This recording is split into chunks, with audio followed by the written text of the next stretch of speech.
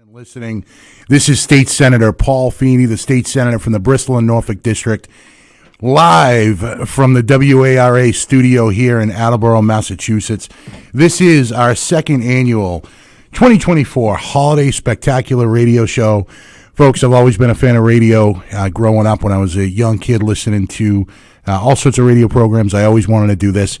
Last year, we took our first foray into doing a radio show around the holidays, and it was a bit of chaos, a lot of fun. We had some great conversations, and I hope to do that again today. So thank you to everybody who's tuning in live, listening in 1320 AM here in Attleboro, or listening on our live stream, WARAradio.com, as well as our Facebook Live page. To everybody tuning in, it's great to have you tuned in. You know, we started a couple of years ago, my staff and I, actually many years ago, around the holidays doing kind of an event to bring people together. And, you know, the idea was to give back to the community and to kind of get people together in the spirit of the holidays. And we used to do a gift card drive. We did that for many, many years. And then last year I had this kind of crazy idea to do a radio show. I love the work that they do here at WARA in Attleboro, and I've been on many, many different programs. And although I am no Dave Kane, I am no Paul Healy, I am no Dominic or the rest of the people that fill the airwaves here on a regular basis, I figured, you know what, it's always a lot of fun, so we'll give it a shot. And we wanted to raise some funds as well. Last year we did it for a great program called New Hope, which many in this area and in our district are familiar with. And this year we're pivoting a little bit, and we're doing it for Christmases for Kids. The Greater Attleboro Council for Children do incredible work in the Christmases for Kids toy drive, and they get all sorts of gifts and toys and clothes and everything for some families and kids in need here in the area. So we wanted to have a little fun, have kind of a lighthearted conversation around the holidays with some local celebrities, some statewide and federal politicians, as well as some other folks here that are going to call in and join us in studio even in the next hour. So we are here until 6 p.m. Again, if you're tuning in, I am very grateful because I don't know how the heck this thing's going to turn out. But we're going to give it a good shot. I'm here with my incredible staff. Chief of Staff Keith Drucker is with us. Bill Titus, our District Director. Maya Rabinovitz, our Communications Director. Shane Coriali, our Legislative Aid / Research Director. Is that... He's a utility player. He does it all in our office. So want to thank them for all the work that they're doing here. And also a very special shout out to the person who's behind the board making it all happen, who works famously with us to try and produce this show, and that is Jim Jones, WARA Chief Engineer and Program Director. We couldn't do this without Jim and the team here. So a couple things I want to just kind of set the table with here, and then we're gonna go to the phones and take our scheduled guests on the air.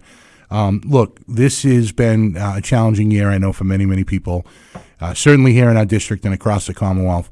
Little public service announcement: the roads are tricky out there. If you're driving in Eastern Mass right now, it took me a little bit to get down here. So this is a perfect opportunity for you to pull off the road, maybe grab yourself a little hot chocolate, a little hot cocoa, Burgundian right here in Attleboro Center. Maybe stop by your Dunks on the way, and just, for the next couple hours, kind of hang tight and join in the holiday cheer that we're all trying to experience in a challenging year. But certainly coming together today means a lot to many of us. So we're going to do that, and then, as I said, we also want to raise awareness and hopefully some donations for Christmas is for Kids, the Greater Attleboro Council for Children. So before we get started, again, I want to thank our friends here at WARA, and I want to welcome our first guest.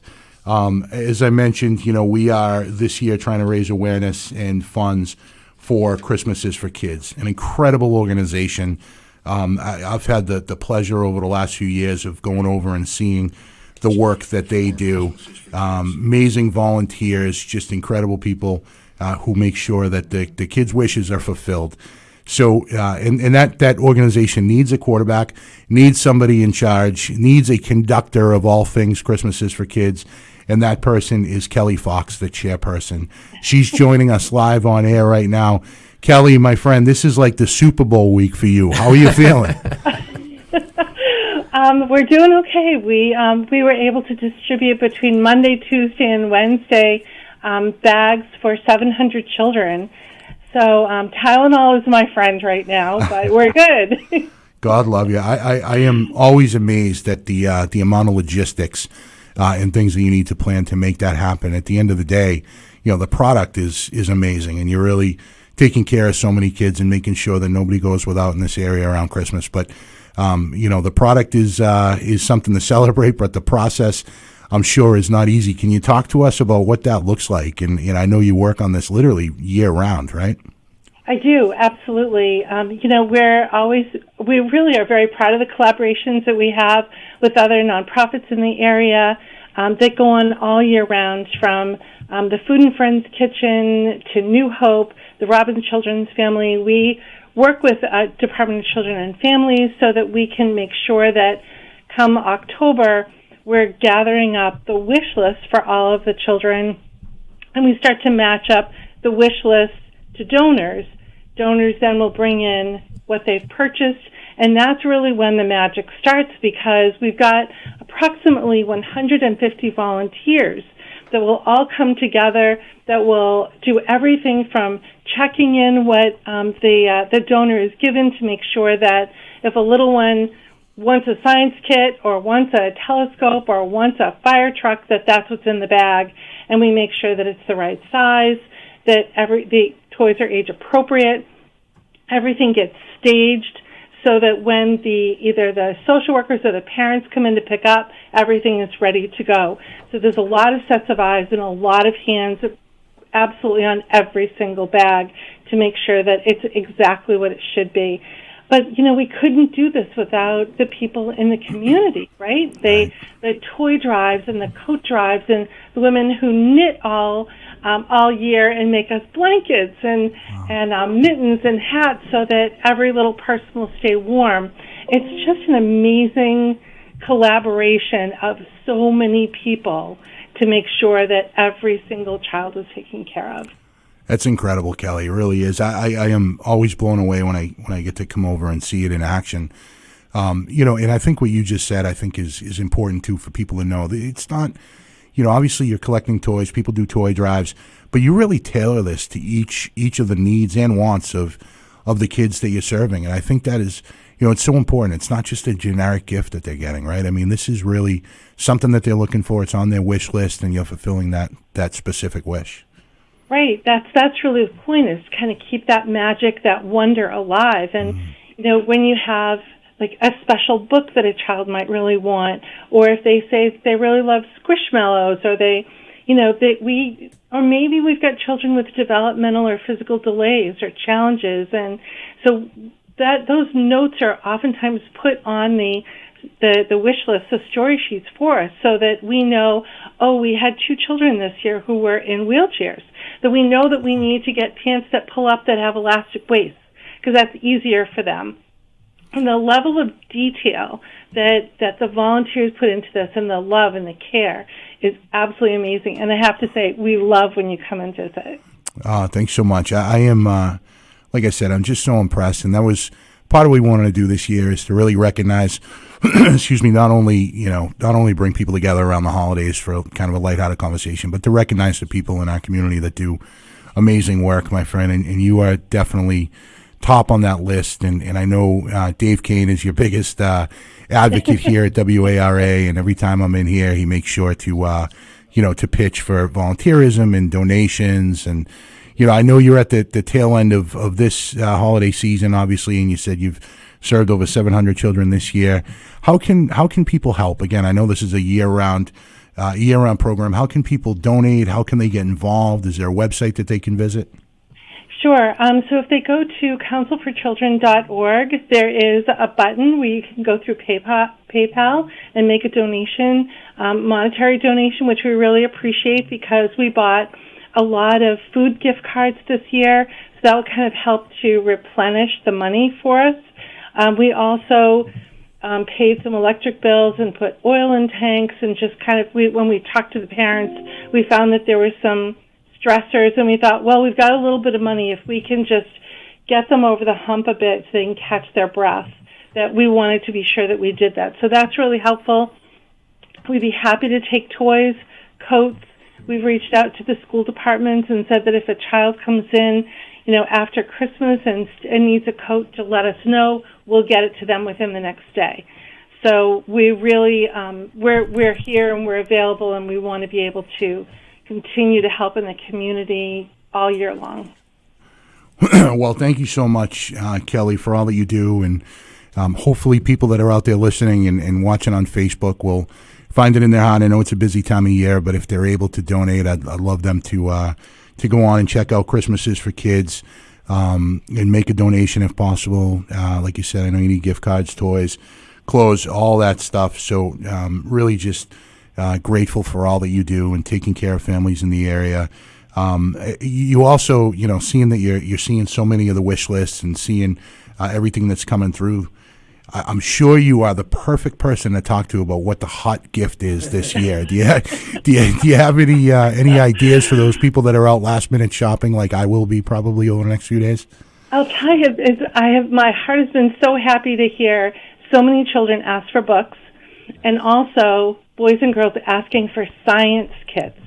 It's the first year that I've seen so many children asking for National Geographic science kits. I'm like, good for you. That's awesome. I love that. Wonderful. Yep, it is great. So that seems to be the big thing this year is a lot of the STEM types of books and toys and activities, lots of Lego.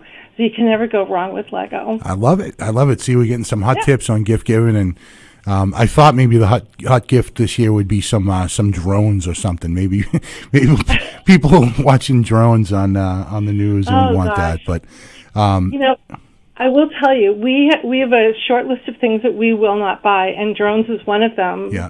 We don't do that. We want the kids to have something that they can play with that's more interactive. I don't know. We just, as a group, decided that was not going to be something we would put on a wish list. I love it. That's actually good news. We got enough drones flying all over the place. Yeah, we do. Well, Kelly Fox, you are the absolute best. You really are. I really appreciate you calling and taking time. But more than that, for you and all the volunteers that have been making it happen for kids and families throughout the year and throughout this Christmas season, just thank you. Thank you. Thank you. And thank you for choosing us to do this format and this fundraiser. It really means a lot. We so appreciate it. No, it's my pleasure, and I have a check for you from our campaign committee, and I've been spreading the word and talking to my colleagues as well throughout the Massachusetts Senate, and very proud of the work that you do, and proud to brag about that. So I hope you have a wonderful holiday season and can catch up and get some rest over the next few days, my friend. And thanks again for calling in, Kelly, and we'll talk to you soon. Thank you so much. Bye-bye. Bye-bye now. All right, that was Kelly Fox from Christmases for Kids. She is the chair. Again, you heard from Kelly all the work that they've been doing, literally taking care of thousands and thousands of kids over the years. Just amazed at the work that they do in taking care of families in need here in the Attleboro area. And I'm very, very grateful for her calling in as well. It is incredibly busy over there. I'm looking at my staff. We've all visited over at Christmases for Kids, and it really is. It's like the North Pole. Keith just said. You get over there, and there are volunteers going through picking different toys and making sure that each of the kids that they're taking care of actually get what is on their wish list, which is incredible, because again, it's not just some generic gift. They're actually thinking about the needs and the wishes of each child and giving them exactly what they want. So just amazing work that they do. So that is a big part of what we're going to try and do today, is to bring awareness and hopefully if people are able to and can find it in their heart to donate to Christmases for Kids, then we want you to do that. Get on their website, check it out, and see if you can donate this year. Every bit helps. And like I said, I've seen it firsthand, and it's just amazing, absolutely amazing. So thank you again to Kelly Fox for calling in. So this is what we're doing here. Like I said, we're here until 6 o'clock talking to different guests. I do want to kind of tease a couple of guests that we have coming up.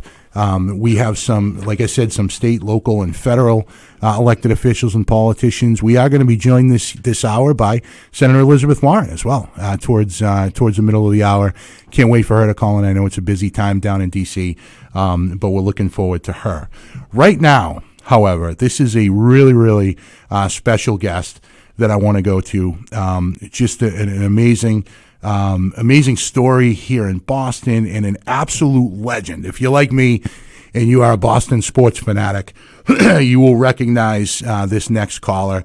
He's done a ton for charity, but many of you will remember him from 2013, part of the Boston Red Sox World Series club, just a legendary human being and player for the Boston Red Sox, Johnny Gomes.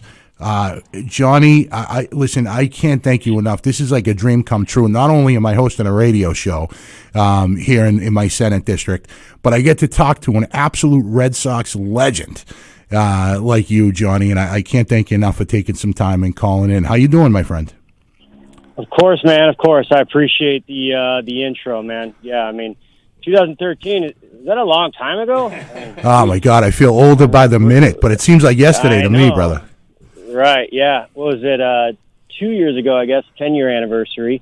But, yeah, man, I tell you what, you bring a ring to Boston, man. That's forever action. Magical year. What a great place. Clinch at home. I mean, we can talk all day about 13. Amazing. I still get goosebumps, Johnny. It's incredible. I mean, I grew up in Boston. I was a Boston kid, and just forever disappointed by the Red Sox year after year after year. And then, of course, 04 was special. But I think your club in 2013 just was, I don't know. It was, if I look back, that was my favorite memory, I think, being a Red Sox fan. And, of course, Game 4, you came in, was it Victorino? That you played for that game and hit an absolute moonshot over to left field, and just I still get goosebumps thinking about it. So I'm sure you do as well, having lived through that. Yeah, I do, man. I mean, not bad memories to get back in the front of the brain for sure. Magical time. Yeah, I mean, you go to, all the winning and the team stuff, and you got to take a break and relapse with, the Boston Marathon bombing, the Boston strong mentality that kind of took over. And there's a lot of meat on the bone that year, and having the opportunity to finish the season with a win, only 1 out of 30 teams can do that. Pretty powerful stuff. No, you guys had so much character too, and you were that leader in the clubhouse, I think, and just kind of you brought so much grit to that team, and it just showed. You know what I mean? It was a fun team to watch and a fun team to be a fan of. But in addition to the your playing days, and I know you've been coaching as well. One of the things I'm amazed about, Johnny, you do just amazing work for charity. I know you've been involved in many charities over the years, and just you do so much. And you want to talk a little bit about that and kind of giving back and some of the work that you're doing. Yeah, I tell you what, I going into the coaching, there's a lot more about being a pro, right? A lot more than, just A, B's, and C's for hitting and stuff. And, whether you're in high school or you're college, you're an amateur athlete. And I think once you become a professional athlete, I think it's a real big characteristic that everybody should gather and use your platform to give back. Mm-hmm. I think one of the things that, everybody should do is just donate what you have most of. Sometimes it's just time, right? Sometimes it's cleaning out your garage. Sometimes it's money, whatever. But, giving back any way you can, especially with the platform that the Red Sox offer, the community. So, yeah, man, I mean, I tell you what, I don't know if I'm changing lives, but, I can put some smiles on people's faces when I get out there in the community and do some cool stuff. Well, you do a ton of it, and I'm sure you have put smiles on many people's faces. That's what this thing is all about. I'm blessed. I think I have the best job in the world, other than being a baseball player in the bigs. I think I have the best job in the world, being a state senator and having the ability to kind of change the face of things. But all that stuff, we get bogged down in policy and everything, and all the, negativity and divisiveness of the day. And it's great to just see people out there giving back. And like you said, if you're able to donate monetarily, people do that. If you're able to donate time, you do that. And you are one of those guys that recognizes that and continue to do that. So Johnny, thank you for doing that. And I know it's a busy time of year for all of us, and I'm sure you're running around. What does the holidays look like for Johnny Gomes? You're traveling. You got a ton of kids to take care of. What's it look like for you? Well, I mean, when you come my age and you got as many kids as I do, I'm up to 6. you unfortunately find out that Santa tracker is fake and it's on you. The press is on. Yeah, the press is on. Pretty cool time of year. It really is. I'm out here in Scottsdale, so we're in the desert. We don't got the snow by any means. But, man, I mean, keeping the magic alive for my kids, which is super cool. Also, some great opportunities, right? I mean, my Christmas wasn't exactly ideal growing up as a kid, so doing what I can to help out some local charities on that side, and I think it's a great platform to pass on my kids to help out during these holiday seasons. It's tougher on others, but, we can get around that, put some smiles on people's faces, get them some Legos and remote control cars, whatever needed, some dolls, and just go from there, man. It's good stuff. It's good stuff. And like I said, this is more often caught than taught, right? You can talk to your kids, you can talk to the young ones about what it means to be involved and charitable, but when they see you doing it and they see people that they respect, and whether it's a parent or a leader in the community or somebody like you, a pro athlete who's just brought so much to so many people, it's contagious. It's contagious. So. Yeah. I think, guys like you really lead, and people see that, and they want to be a part of that. So before I let you go, Johnny, again, I really appreciate you calling in. One of them, just this kind of burning image, indelible in my mind, was you putting the trophy on the Boston Marathon finish line. I mean, that was just an iconic moment here in Boston, and something that I think the city desperately needed, in a tough year. But, the city came together, and I think it was a lot, because of you and your clubhouse mates and, kind of coming together and doing that and bringing the city back. Talk to us a little bit about what that was like and kind of how that came together and your memories of that day. Yeah, man, it was pretty powerful. You go back to, multiple World Series, whatever it is, you go to the big catch, the big home run. Just as of recently, Freddie Freeman's walk-off grand slam. Yeah. But, we had some magical moments, going down that postseason. But it just seemed that, majority of the highlights, believe it or not, were off the field, right? Right around the Boston Marathon bombing. We all, divide and conquer, going to hospitals, first responders coming to the yard every day. And I think if you were to, write a movie script of it, people would be like, no, that would never happen. There can't be a tragedy in the city and then the Red Sox win the World Series and you take that trophy and you plant it within feet of where the bomb went off. Man. I mean, that script can't happen. But, man, just to live that out in real life. And I tell you what, to this day, the Boston Marathon finish line just has a whole different feel for me. Right? It does. And I try and get down there every time I'm in Boston, have a bagel, just kind of cruise across it, get back into memory lane. Really cool. And that picture with the championship LL Bean, World Series boots and the 617 jersey, placed right in it on, the marathon finish line. Man, that's a lot to chew on right there, man. So, just really happy to be a part of it. And, again, those memories are forever. Johnny, man, that is some powerful stuff. And to hear you recounting of it, I got goosebumps again thinking about it. I mean, it's exactly what the city needed, what the Commonwealth needed, and I think people all over the United States. And, of course, then you went on to wear that stylish, patriotic sports coat down to the White House to meet the president. Oh, man. How about it? You are a character, my friend, and you coming from an organization like the Boston Red Sox, who do so much with their foundation and for the community, and of course to families in need every year. So grateful to the Boston Red Sox for what they do and who they are, and you are forever a part of that, my friend. And again, I really appreciate you taking some time to call in. We're trying to do the work here locally for an organization out of Attleboro called Christmas is for Kids. We're trying to raise some awareness and some donations for them as well, and you are a part of that, my friend. So again, thank you so much for calling in, Johnny, and have a great holidays. Take care of those kids. Make sure you get them everything that they need. You got it, man, and I'm not going to let a season go by without getting up there. So when I'm up there, let's try and hook up and do something cool. You got it, brother. We'll see you soon. All right. Thanks, Johnny. Have a good one now. All right, you too. Thank you so much. That was Johnny Gomes, legendary Red Sox player, 2013. My God. Amazing. Amazing, right? And when you think about that moment, putting that trophy on that finish line, you think about the beards, right, that they ran during that whole playoff run. I mean, just he's right. Those incredible stuff. What, 11 years ago now? Yeah. Wow. So we're moving right along here. Again, I want to thank everybody for tuning in. We are in the studio of WARA here in downtown Attleboro. This is your host, State Senator Paul Feeney, here for our second annual holiday spectacular. This year, raising money for Christmases for kids and some awareness, but also just having some lighthearted conversations as you can tell.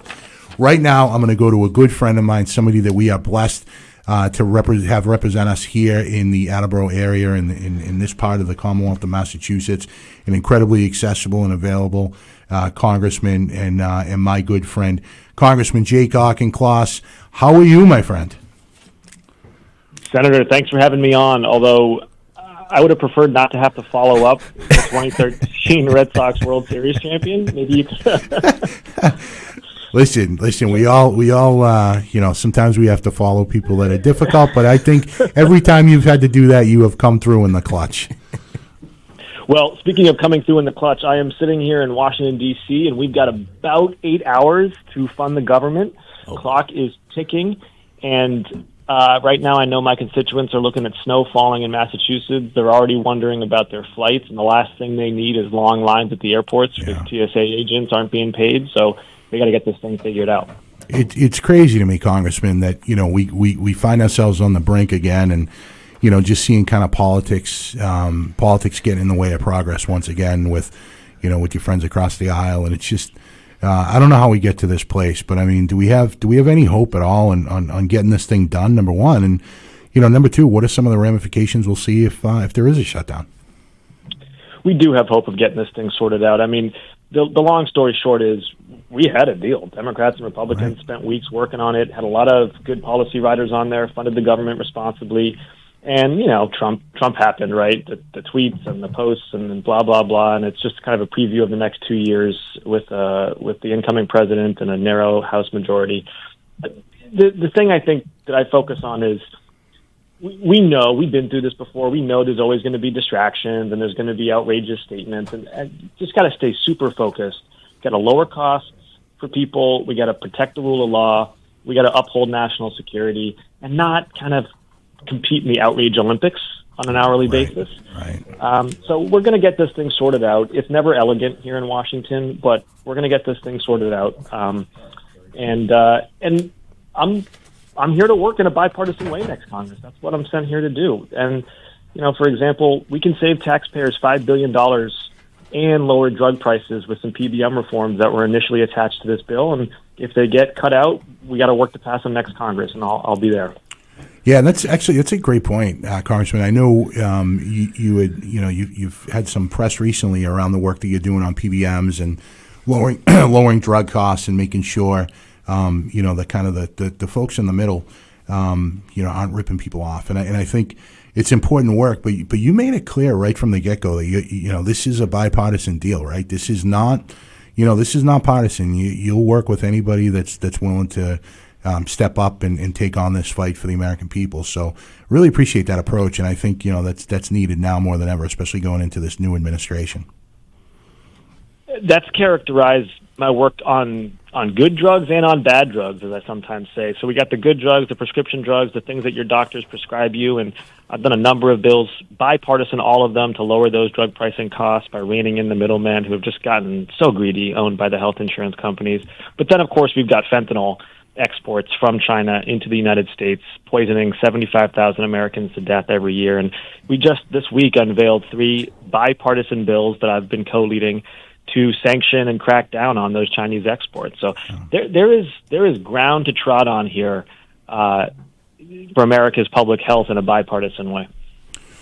Well, really appreciate your work on that front, and I know you and I talk many, many times about a lot of issues facing kind of working people in the middle class, and I think when you look at the strains that are on people, and you talk about healthcare and prescription drugs, and that is chief among many of the issues that need to be addressed. So your work on that is much appreciated. I know from the people that we both represent jointly, and from the people throughout your district and throughout the country. For everybody listening in, you're listening to State Senator Paul Feeney. I'm actually on the line with our Congressman Jake Auchincloss from the 4th District here in Massachusetts. Congressman, going into a new administration, I think is probably a challenge anytime. But now, there seems to be a lot more kind of, bombastic statements, and, is there going to be kind of this sea change, and what is that going to mean? How do you balance that out? We just talked about you working in a bipartisan way, and you're willing to work with folks. Do you think, going into this kind of new this new session here and with the new administration that's going to be able to get done, or is there just, there's just a red line in the sand that's difficult to overcome, and how do you deal with that? My view is Americans know who Donald Trump is. They understand what they elected, and they don't need me or Democrats reminding them every hour of his deficiencies and his outrages. They have acknowledged that, and they have spoken. And so my job is to really scope my work to make progress where it's possible on border security, on foreign policy, on fentanyl, on a maritime industrial base. I can keep going. There's areas where we do have bipartisan consensus on drug pricing. And then where he's overstepping, if he's going to try to cut Social Security, if he is upending the rule of law, if he is going to try to mass immigration deportation in a way that is contrary to Massachusetts values, where we've been welcoming newcomers to our shores for 400 years, then we're going to fight back. But it's not going to be this 24/7 social media, cable news, outrage Olympics. I just think Americans are exhausted by it, and we as Democrats, I think, need to demonstrate that we're here to govern, and we're not gonna be picking fights just to drive clicks. Right. Well, I appreciate your approach to the work as always, Congressman. And I think last year when you and I were talking around this time, you were gracious enough to jump on the line with us. The first time we had our Holiday Spectacular radio show, returning guest, yeah, and I think there was a little bit of trepidation in your home on how you were going to deal with a controversial issue. I know this year Hanukkah and Christmas fall at the same time. Last year, I think you had mentioned how Teddy was very concerned with the lack of a chimney at your place. Has that been resolved? Have we gone out and bonded for a new chimney at the Auchincloss residence, or how are we dealing with that? Teddy is actually still concerned, and now my daughter, I have 3, Teddy, Grace, and Audrey, and now Grace is old enough to have been recruited into this concern. Uh-oh. And what we have explained is, that while Santa Claus does indeed land on the roof with the reindeer, if there's not a chimney, he will come through the back door, but we got to leave the back door unlocked. Mm-hmm. Right. He's resourceful. It's magical. He is, and I would also say Teddy at this point is very oriented around what Lego sets Santa Claus is going to be getting him. I think he's actually less concerned now about how they're getting procured and more about what they're going to look like. Just as long as they get here, just get me what I need. Yeah. Me too. I've been peeking in my wife's closet where she's keeping them, and because I'm the one who gets to do them with Teddy, and there's some great ones. Legos are awful, a lot of fun until it's 2:30 in the morning and you step on one coming down the stairs and it sends you through the stratosphere. Well, Jake, Congressman Auchincloss, you are you're an absolute model for, I think, the way that elected officials should carry out their work. And thank you, Paul. No, you've been an amazing colleague in representing the people, certainly here in my Senate district and throughout your congressional district. And I know it's there's a lot going on down there, and you've still made yourself available and accessible for the people that are reaching out to you. And I can't say enough about your staff in your office for always kind of helping us out and making sure that we're taking care of the constituents. So, Congressman, I really appreciate your time, and I wish you a happy holidays, happy Hanukkah, Merry Christmas, and hope you have a great New Year. And we'll talk to you soon. Likewise, Paul. Thanks for having me on, and happy holidays to all of those listening. Awesome. Thank you. That was Congressman Jake Auchincloss, Congressman from the 4th District here in Massachusetts.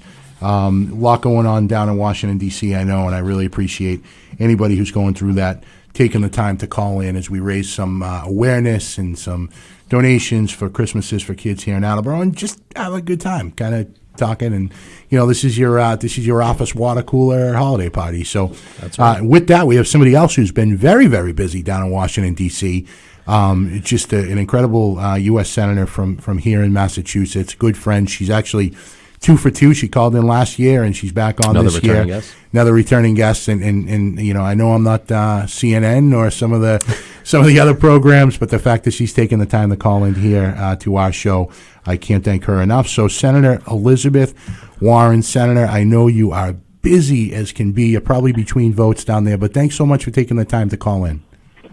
Oh, I am so happy to be here with you. And you're right, we're between votes, but it's fun to be together. And I really do appreciate your having me. Oh, you're always so good about taking the time out and making sure that that people back home know exactly what's going on and what you're doing down there. And again, I know it's a really busy time of year. I was watching you last night on a program, and then I saw you because I'm a nerd and you know, I don't have much of a life. I watch C-SPAN. And then I'll see you come in, and I'll say, "There's my senator. There's Elizabeth walking in and voting."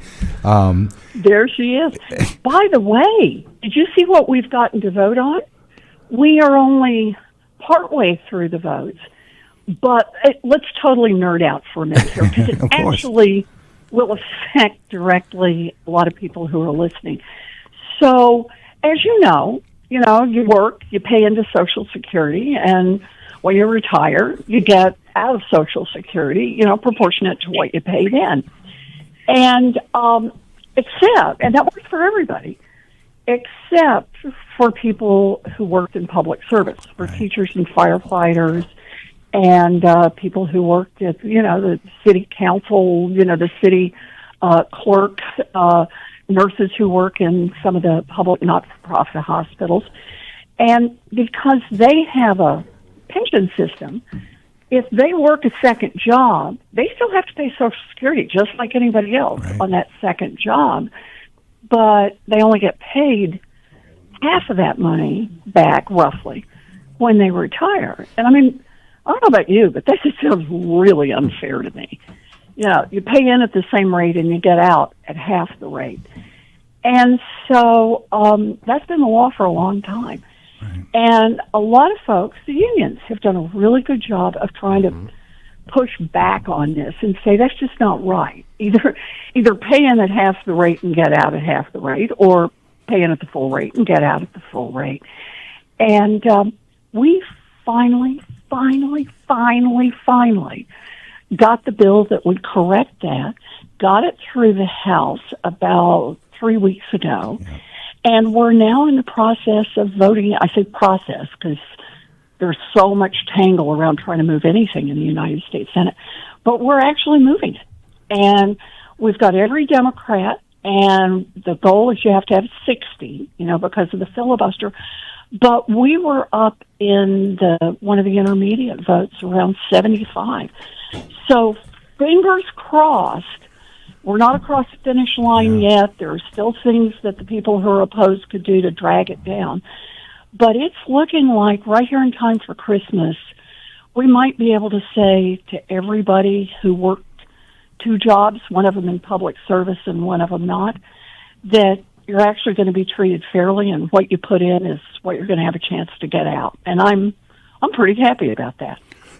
So are we. We just all crossed our fingers and said a prayer as well when you were talking about that. I mean, you hit it right on the head. When you're talking about the folks that are affected by this, these are our public service workers, right? These are folks that have given their lives. They've taken less in the paycheck, less in the envelope over the years to do, work that we all rely on. And, to be able to have some Social Security fairness, I think is the right thing. And I know it's been a long haul to get to where you are now, and hopefully we can get it over the finish line. But your leadership and work on WEP GPO, is really appreciated. I got to tell you, Senator, I try to do office hours in each of the communities that I represent in my state Senate district, and I would say, at least once or twice every time we do that round, we'll get somebody who will come in and they'll tell us these stories where they're struggling because they're not getting what they rightfully deserve in their Social Security, and it's about time we fix that. So thank you so much for doing that.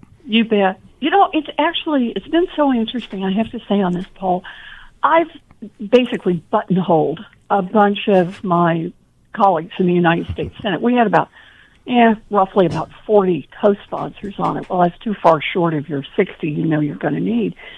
And so I just went around. I said, give me the list. And I go talk to people who we didn't already have nailed down. And some of them were real easy, just, forgot about it. But a bunch of people would actually say to me, what? That can't be right. Yeah, right. What do you mean? They pay in and they don't get the same out in their Social Security. And I said, yeah, that's what the deal is. So I just want my folks back home in Massachusetts to know.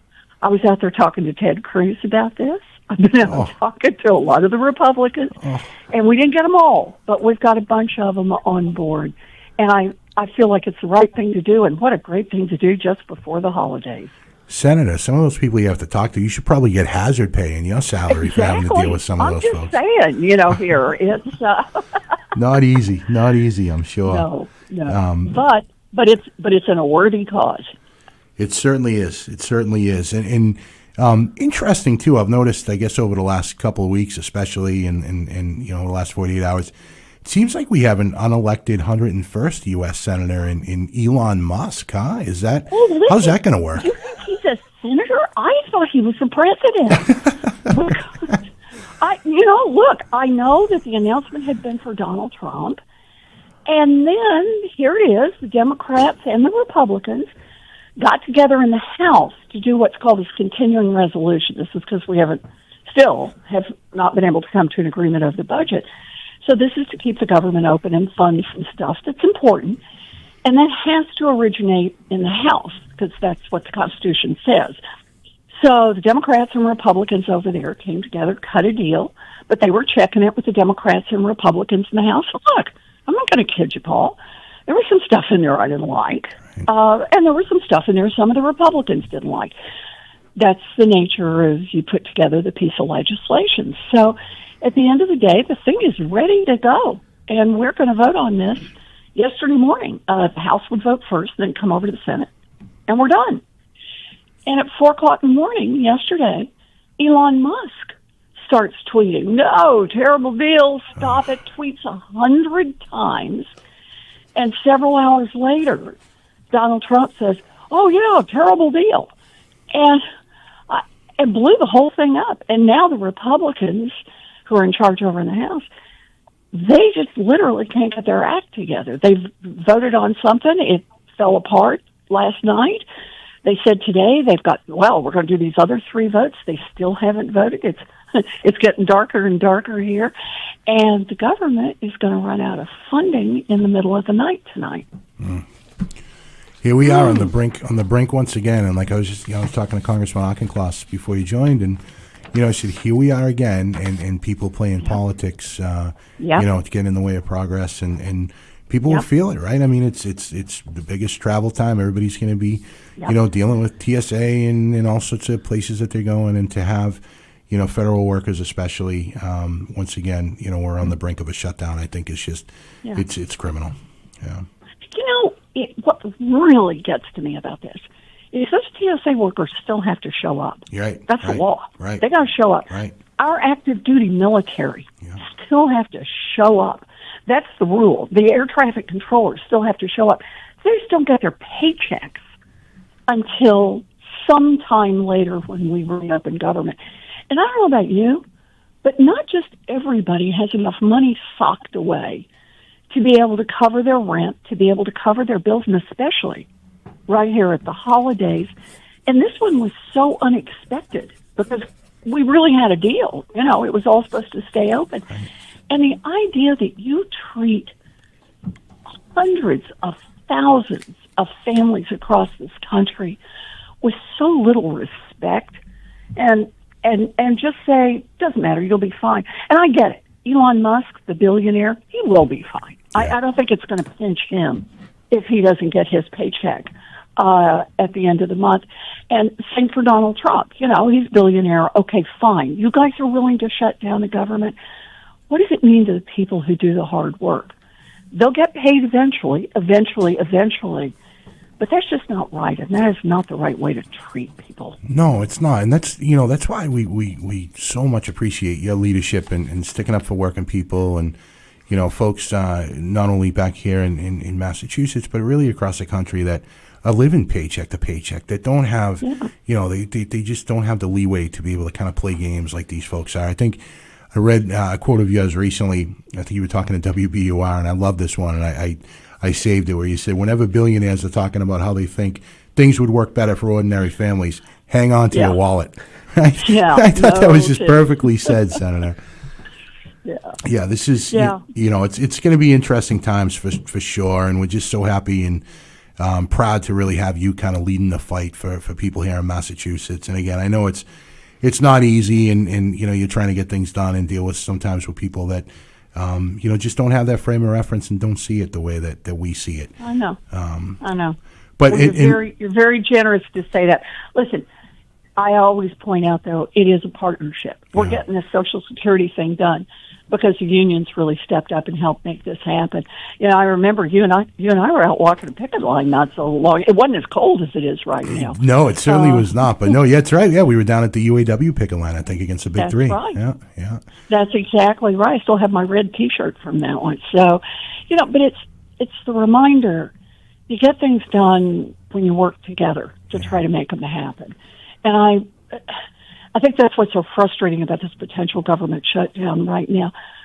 We really had worked together. Like I said, I wasn't totally happy with the deal, and neither were the Republicans totally happy. But we worked together. We had it all done. And then along comes Elon Musk, who hadn't even read the damn thing. Right. And says, nope, terrible, can't do this. And some of the stuff he cut out to save money, I just want to make sure everybody knows this. He cut out the money that we had set aside for research on pediatric cancer. Oh. The money for research on early detection of breast cancer and cervical cancer. The money for research on how we can better help kids with Down syndrome. It's like, really, Guy? That's the deal? And, by the way, they also wanted to stuff into this thing that they were going to overturn the new rules that are about to go into effect that were going to keep Ticketmaster and hotels from doing a bunch of junk fees. How does that help the government? How, run more efficiently? How does that help working families, everyday families? I feel so aggravated because I think what we're hearing is, well, the billionaire investors think they would make more money if this is what we cut out and didn't fund and didn't give people the right not to have to pay these junk fees, and everybody else can just suck it up. And I just feel like that's wrong. Right.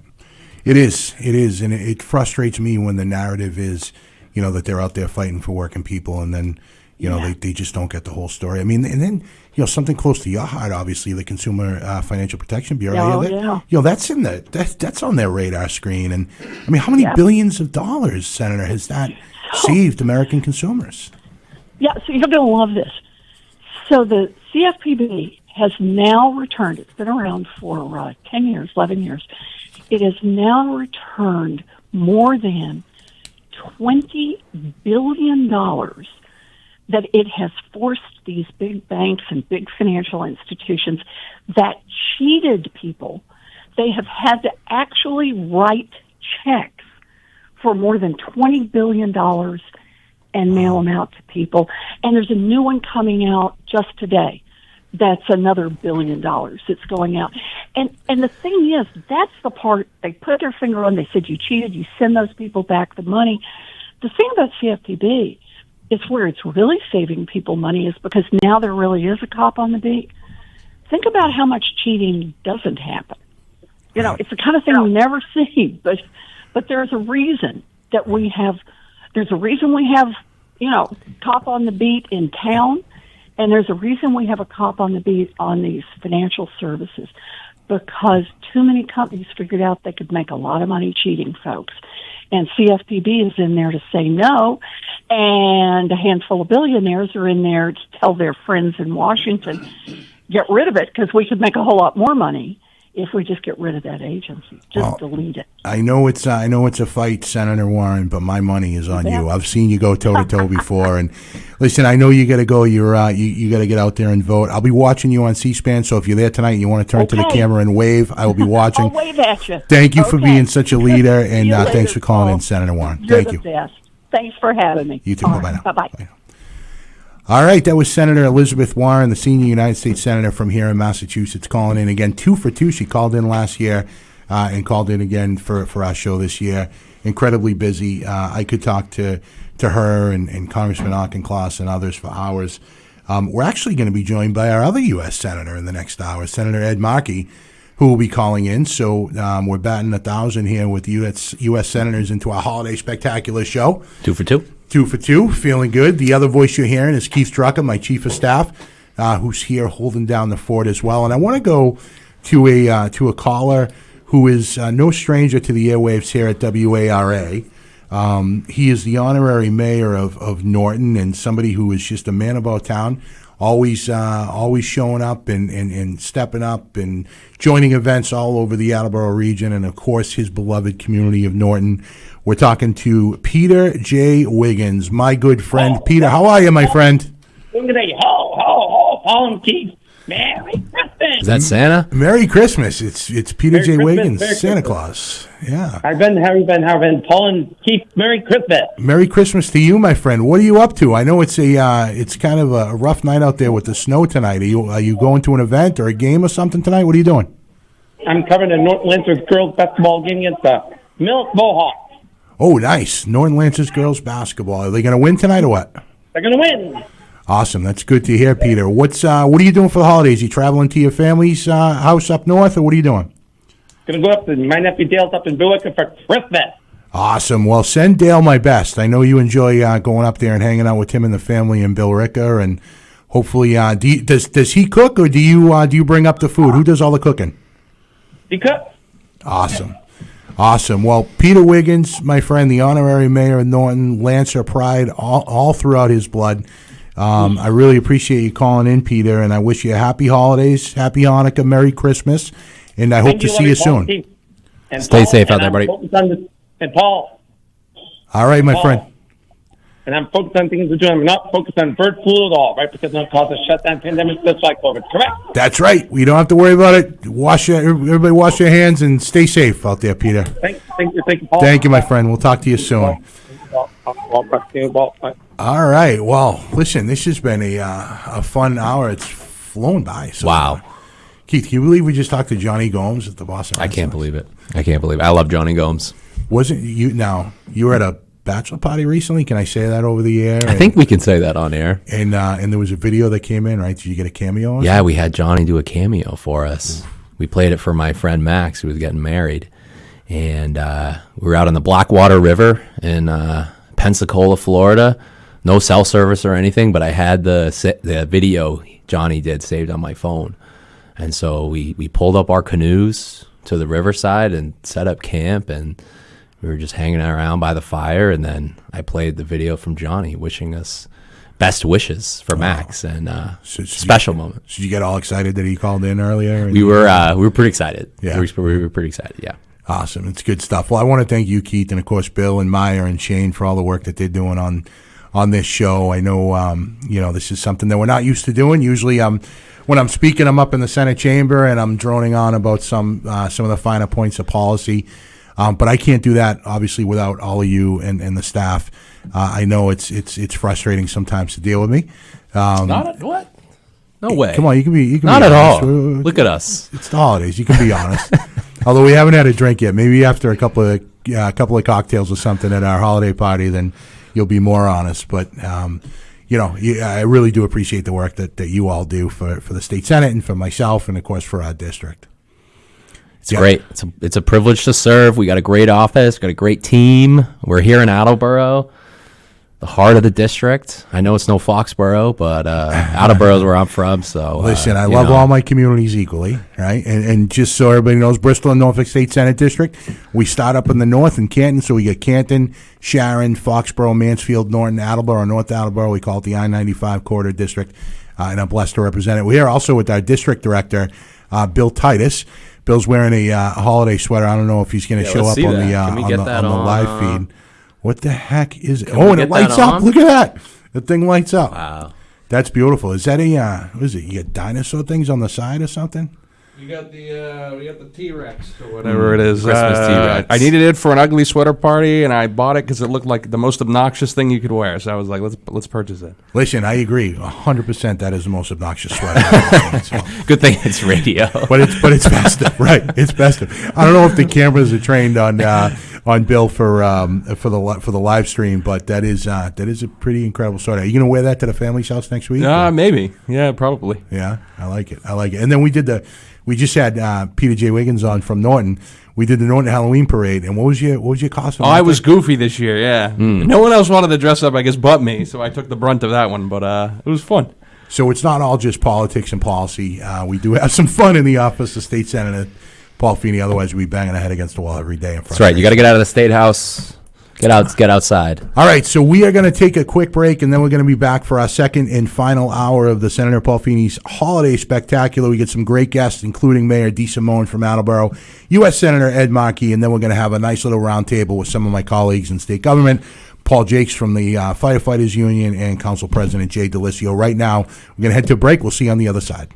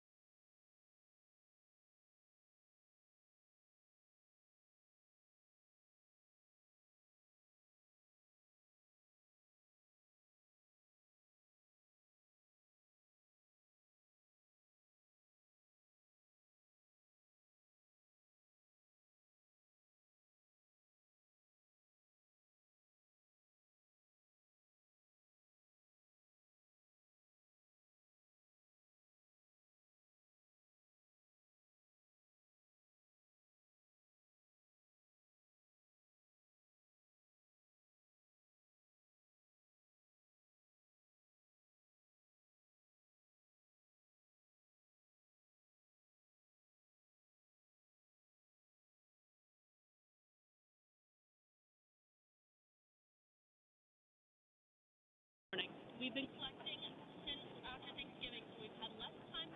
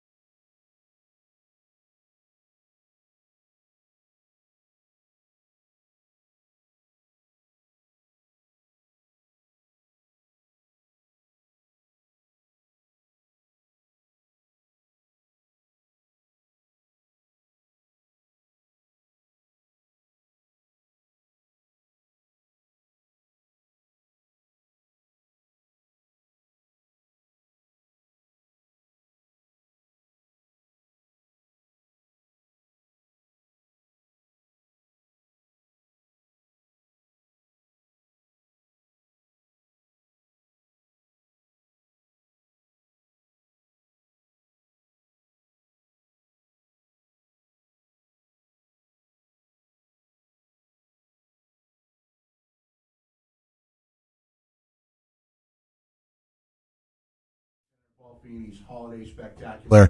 It is great to have everybody back on. If you're watching the live stream, you may not have heard the intro music coming in.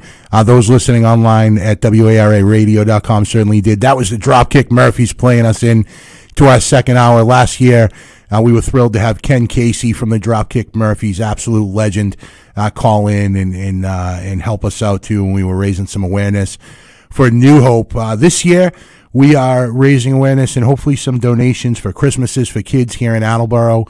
Had this crazy idea last year and talked to my staff and said, hey, why don't we do a radio show? And they looked at me like they usually do, like I had three heads, and said, Senator, you are absolutely out of your minds, and they're probably right.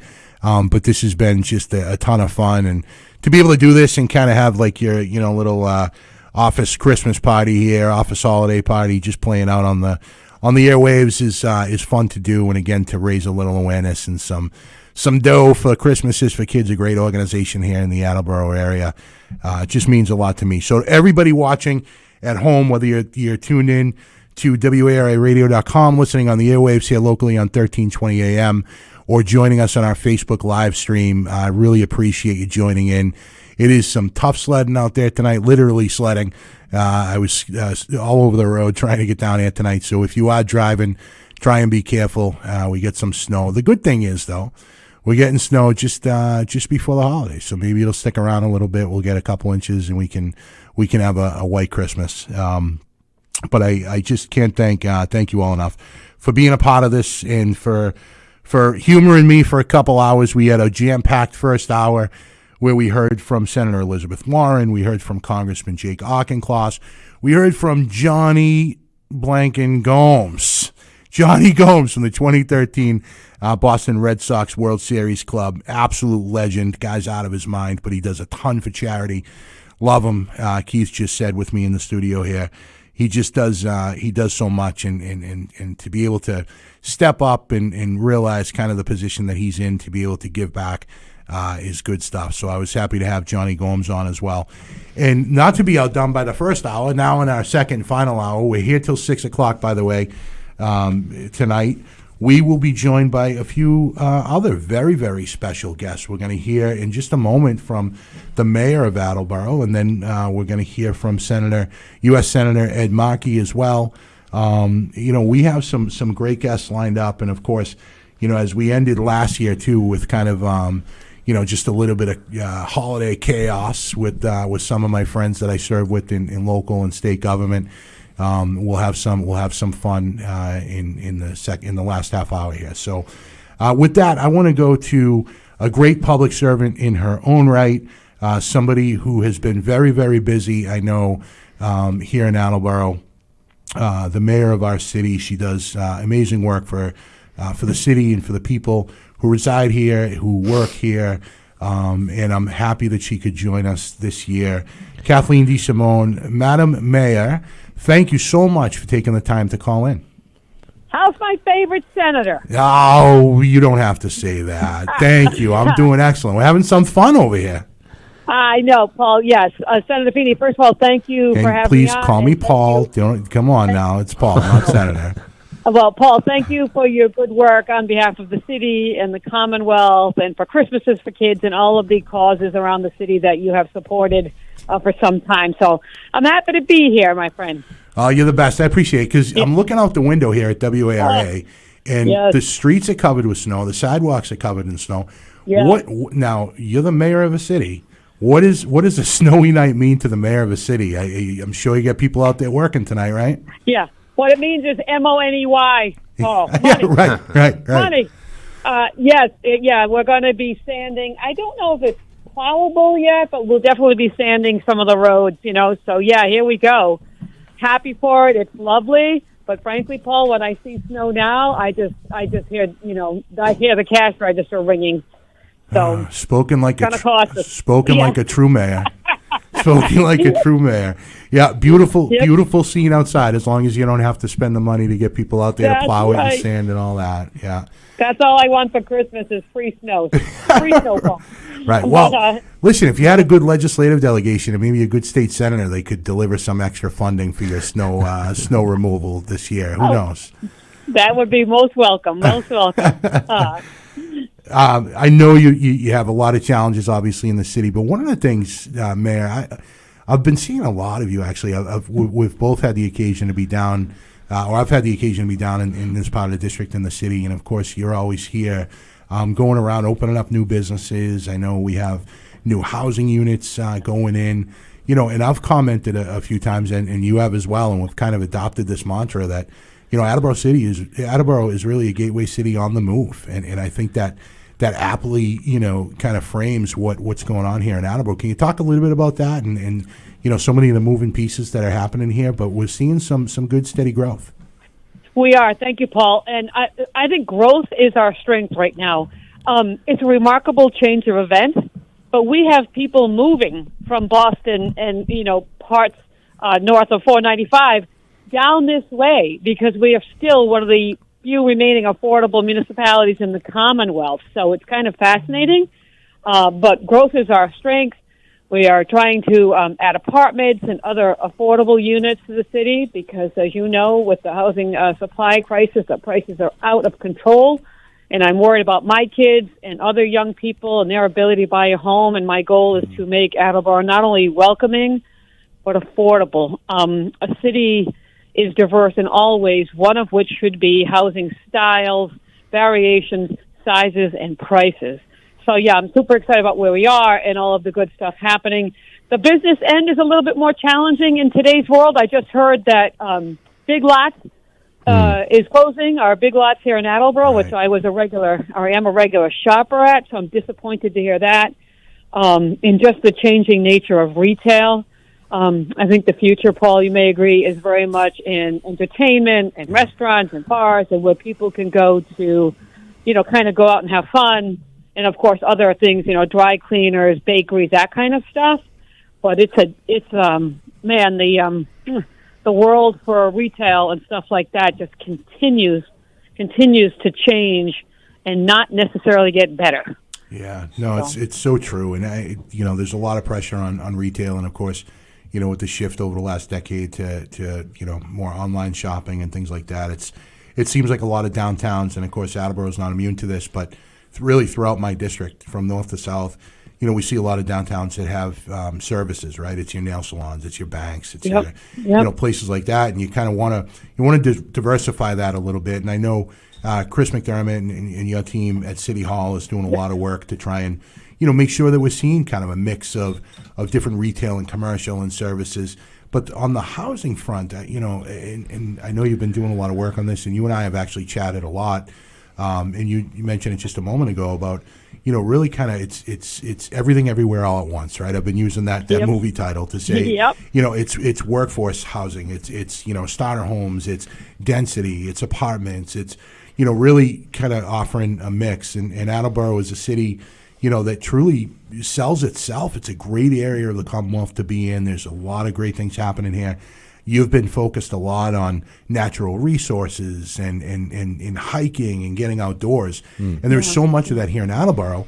But we want to make sure that people actually have the housing to be able to, to come to. And I really appreciate your approach. And I know, we're going to continue to talk about, kind of starter homes and those types of, development going forward. But it's so needed. And I want to thank you for your commitment here in the city. Yeah, thank you, Paul. I mean, this isn't obviously just an Attleboro issue. I'm concerned about the Commonwealth growth because if we can't house people who want to come here to work, that is a huge problem, not just for Attleboro, but for the whole state. And I am hearing that, like you. Hey, we'd like to open up, but we can't find housing for our staff or potential staff. Bells should be going off when you hear that. So we cannot get housing fast enough, in my opinion.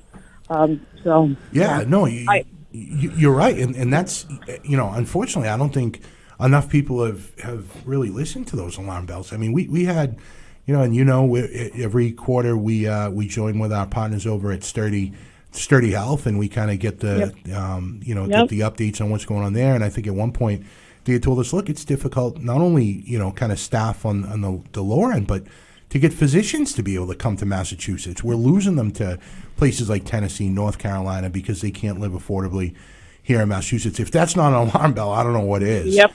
Agreed. So, we have to do more of that. And I think you and I talked about this. I had spoken with a few, kind of CEOs of major, financial institutions recently. I had a great conversation with them, and we talked about the decisions that they make in where to build, where to invest.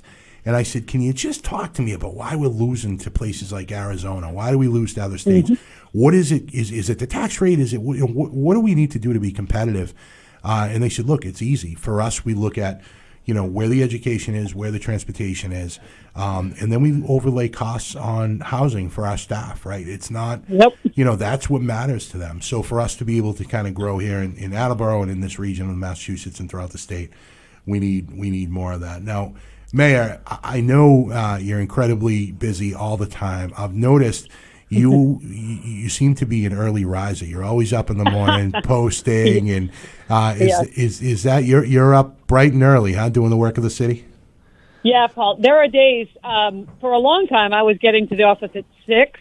Now I'm averaging 7, but a.m. that is. I like the morning. It's quiet because once the emails start coming and the phone starts ringing, the interruptions, are challenging on the ability to focus. So I like to come in early when it's quiet. And I'm still at the office. I'm going to be heading out after I hang up with you. But, yeah, I'm here. I'm in early and out at, 6-ish, depends.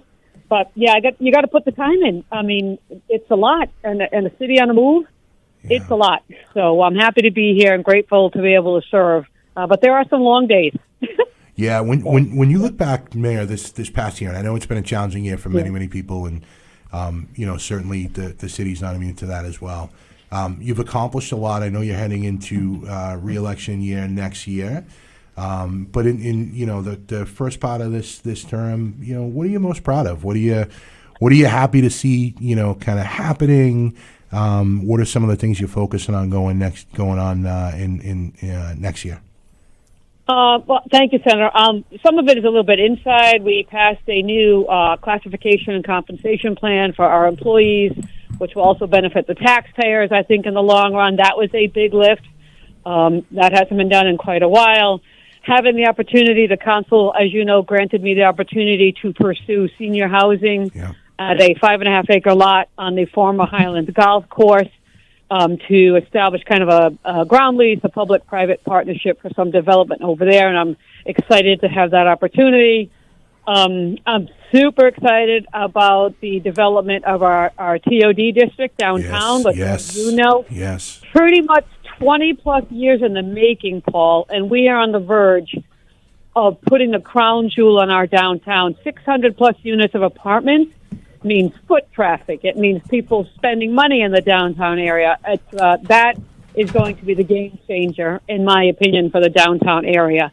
So that is huge, and the Attleboro Redevelopment Authority is working hard on that end. We have some new great staff members, which, as you may recall, Paul, when I entered, I was down a couple. I had my right hand tied behind my back, but we've hired some really super staff members, in particular Mason Lord, our Director of Budget and Finance, who, as you know, worked in the legislature as an aide to Rep. Scanlon, and he's astounding. Not only do I appreciate his military service, but he's just a great guy who works his butt off for the city. So we've gained a few good key staff members on top of the longtime staff members we have had, and those are the folks, as you know, Paul. It's not those of us who are elected who run the city. It's the people who have been here for 5, 10, 15, 20, 25, and 30 years, and so I'm grateful for that. So I guess I'd say that the thing I'm most proud of is that we're plowing forward. I've got my foot on the gas, working my butt off to get things done while I'm here, because you never know in a 2-year term how long you're going to be around, but I'm doing my best to do right by the taxpayers and to do government the way I think it should be done, which is just grinding. It's a job. This is a straight-up job.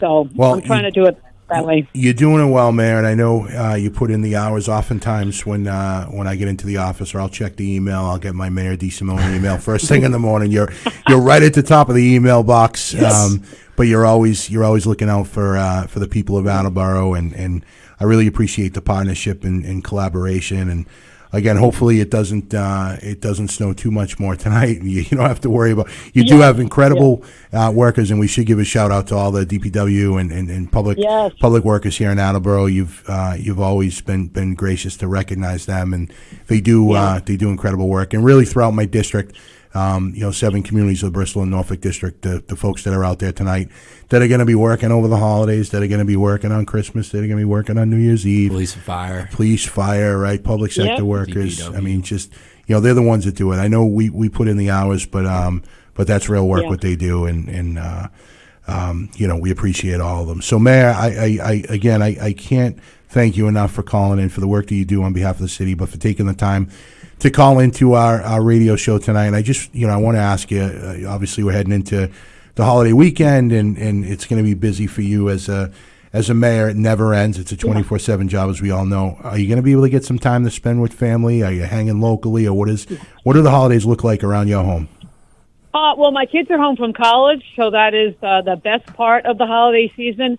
And I will be home, Paul, in body, but I cannot lie. My mind often drifts to work stuff. I can't shut it off. But we're going to hang out, relax, and try to enjoy some downtime, which I'm looking forward to. So nothing particular planned, but just looking forward to hanging out with my kids mostly. There you go. Well, send my best to the kids and to Laura, and make sure you do take some time. Maybe shut the phone off for at least a couple hours on Christmas Day or something like that, right? Paul. And I want to thank you for your service to the residents of Attleboro and the Commonwealth. You're a heck of a leader. I respect you, and I'm grateful for you, and I very, very much enjoy working with you, Senator. Thank you, Mayor. I really appreciate that, and I hope you have a great holiday season, and I'm sure we will talk shortly thereafter about some business of the city. I look forward to it, Paul. Merry Christmas, Happy Holidays, and Happy New Year to you and yours. You as well. Thank you so much. And your awesome staff. Thank you. Shout out to my awesome staff. I appreciate that. Thank you so much for calling. The best mayor. Thank you, Paul. All right, have a good night, guys. Take care. All right, that was Mayor Kathleen DeSimone, the mayor of the city of Attleboro, who is working nonstop on behalf of the people here. Again, you are listening to State Senator Paul Feeney. This is our second annual Holiday Spectacular radio show, where we're raising some awareness and some donations for Christmases for kids here in the Attleboro area, but also just kind of having a good time talking to some of our state, local, and federal elected officials about the holidays and the work that they're engaged in. Our next caller, extremely excited to have him on. I just think the world of him, Senator Ed Markey, who is our junior United States Senator from here in Massachusetts. But you talk about not stopping. This is a guy that never stops. He's right. He is just always working on behalf of the people of Massachusetts. And I know, just like our earlier caller, Senator Warren, he is between votes, running back and forth to the chamber to make sure that they're wrapping things up and keeping the government open. But I want to welcome him to the airwaves, U.S. Senator Ed Markey. Senator, thank you so much for calling in, my friend. Well, thank you, Senator. Thank you, Paul. Thank you for all you're doing to make Christmas for kids, better in Attleboro and all across the Commonwealth. And that's just who you are. And all of your listeners, I hope that, they help them have a much happier Christmas than those of us who are down in Washington right now being held hostage by Elon Musk. We're trying to get out of here. I said that earlier. I said, my God, it seems like we have a 101st unelected senator in Elon Musk. How is that going to play out over this next administration here? Well, I think we should just get ready for President Elon Musk and Vice President Donald Trump. I think that's our future. And what we're seeing right now is just a preview of coming atrocities next year, where Elon Musk is running America by tweet. He doesn't have any deep thoughts. He just knows that that thousands and thousands of hours of work to put together legislation on a bipartisan basis should all just get killed in 24 hours because he doesn't like it. He doesn't know what's in the bills, but he just wants it to be, completely and totally removed. And he's going to get his wish, okay, because that's just where the Republican Party is right now.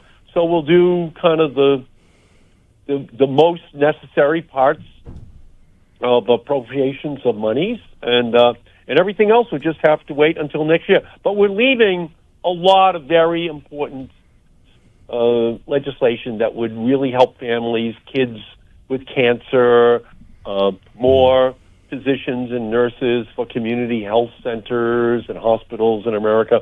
All that is just going to have to be left behind, unfortunately, because of the whims of the wealthiest person on the planet, Elon Musk.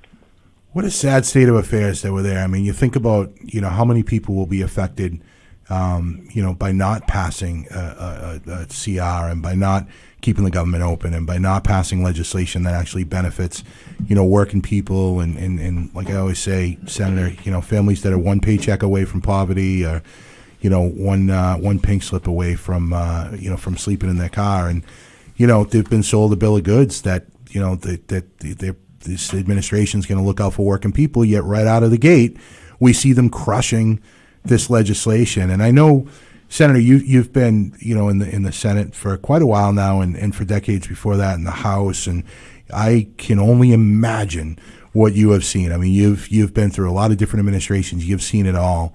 What is the tone and tenor going into this new term and with this new administration? I mean, do you think there's going to be any way for us to work, whether in a bipartisan way or, to kind of ignore the noise and get some of these things done? Or is it just going to be, difficult and challenging to pass anything? Well, I think you're putting your finger right on it, Paul. The Donald Trump and Elon Musk, really, their goal is to be the Grinch, stealing from our most popular government programs like Medicare, Medicaid, and our schools. And I don't have any faith, Paul, that their hearts will grow 3 sizes between now and January 20th. Right. So I think if you kick them in the heart, you're going to break your toe. So I think we have to be ready for a big fight here, Paul. And no one fights harder than you do. You are such a warrior. But that's what our future holds. This is almost 1 month in advance. December 20th is just giving us a little taste of what January 20th will start to look like. Yeah. And he's just doing it earlier. Yeah, unfortunately, Senator, and this is, look, I always say I grew up in the city. I grew up in JP. If I'm not in a fight, I'm starting one. But, and I know you're a city kid too. But when you run for office, you have this idea that, we can kind of come together and, work through these things. And I think for generations, that was the way things got done. And, even if you disagreed with somebody, you were able to kind of come to a resolution because we all had the same goal. We wanted to make lives better for people. And that is something that you've been leading on, for many, many years. Obviously, you are a legendary champion of our environment and those issues. But you've really been a leader for working class people throughout certainly your congressional district and then now the Commonwealth of Massachusetts, but throughout the country. And I just appreciate your style, Senator. And I know that you're down there now, fighting to try and get this Social Security Fairness Act done to fix this weapon GPO issue, so that people, that really they're getting ripped off, and these are public servants that are getting ripped off. That they're able to have a nice little holiday gift where we're finally fixing this. Can you talk to us a little bit about your work in that and how optimistic you are that we can get this done in the next few hours here?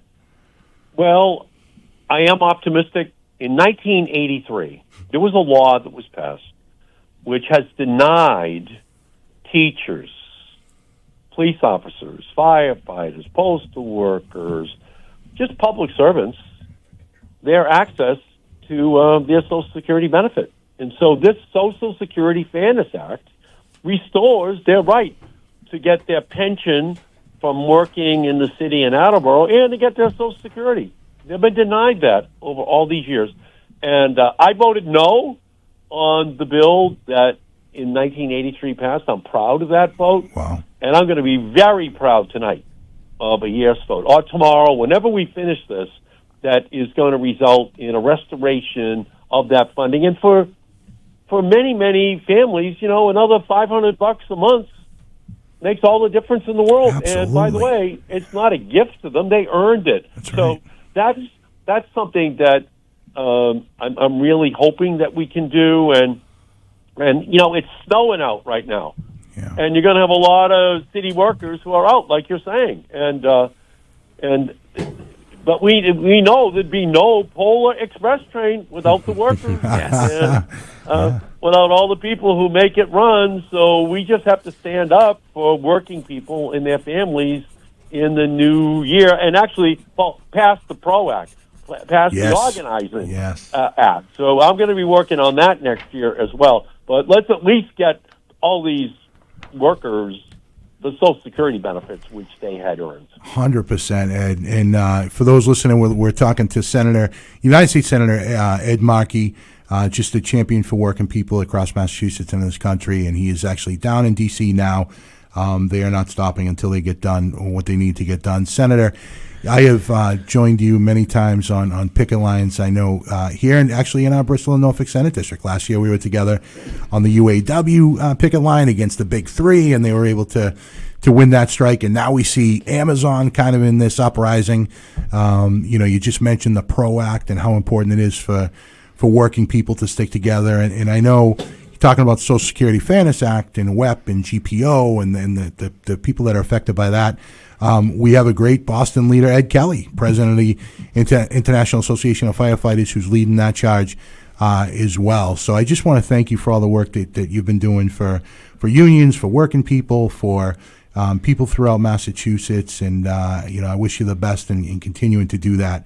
Speaking of which, Senator, you are up for re-election in a couple of years, and I hear that you're ready to go, right? I'm ready to go, and you know what Tip O'Neill always said, you got to ask Mrs. O'Brien across the street for the vote. That's right.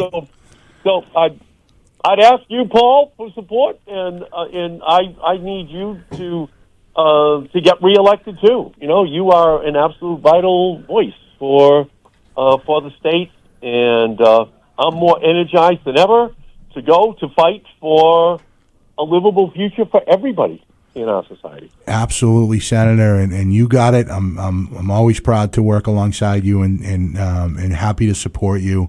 We have a good team. We have a good thing going here in Massachusetts. It's something that we should be proud of. Again, not everybody's going to see eye to eye on all the different policy issues. But I know that, deep in our hearts, and even those who we disagree with sometimes, deep in our hearts, we want the same thing, which is to take care of people. And I really can't thank you enough, Senator, especially in this spirit of the holidays, for calling in and ending on a positive note like that. Really appreciate you taking the time. And can I say one other thing? Please, go ahead. I can just say one other thing. Sure. That I had a bill which died this week. We have a mental health crisis amongst teenagers and children across the country, that the Surgeon General is pointing the finger at the social media companies who just target young people in our society. It's causing just unbelievable amounts of mental health problems for young people in our country. And once again, they killed the bill just this week, that would have put protections in place for parents, just to say, erase all the information you're gathering about my 15-year-old daughter. Stop targeting her with all of these ads that can cause her or him any kind of emotional distress. Just stop it. Yeah. And again, it died again. And so my goal is to come right back again next year and to get it passed. Because look at. Santa is the only one who should know who is naughty or nice. It should not be big tech. It should not be in the lives of all these kids, right? So I got it passed through the Senate, blocked in the House of Representatives, and I'm not done fighting. I'm just going to keep working to get those protections into the hands of families in Attleboro to protect their children from the scourge of social media. Well, I appreciate you, Senator, for bringing that up and for leading on that fight. Please let us know and me know personally whatever I can do to help you in that. We got a constituent call just recently, a constituent who reached out to our office in the state Senate and said, just an absolute horror story about what her daughter went through and and her family, and they ended up losing her, and it was heart-wrenching to hear that. And I know that's just one story of many. And if the algorithms, are able to do what they're doing for misinformation for adults and kind of changing elections and all this stuff, then we really need to focus on the damage that it's doing to kids, especially who are incredibly vulnerable with social media. So really appreciate your work on that, Senator, and all the work that you're doing. And I wish you luck down there in D.C. Thank you. I'm sure it's not easy and frustrating, and hopefully you can get out of there before the weather gets too bad and enjoy the holidays. Right. I do not, with all due respect, I do not want to be here on Christmas Eve in Washington, D.C. I think that is truly the Grinch that stole Christmas. I'm here with all of these MAGA Republicans. So thank you for everything you do, and thanks for helping, kids get a Christmas they deserve.